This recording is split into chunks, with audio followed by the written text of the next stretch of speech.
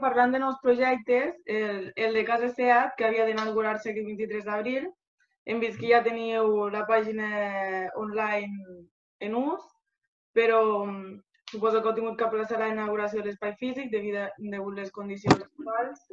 Ha sofert algun canvi aquest projecte, tal com està ideat inicialment?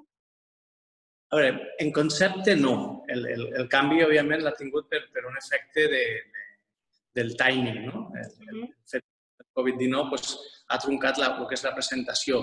Es va fer el dia de Sant Jordi de manera online i el que és la presentació física de moment està sine die. Segurament es farà quan sigui possible i les mesures de seguretat siguin les adients.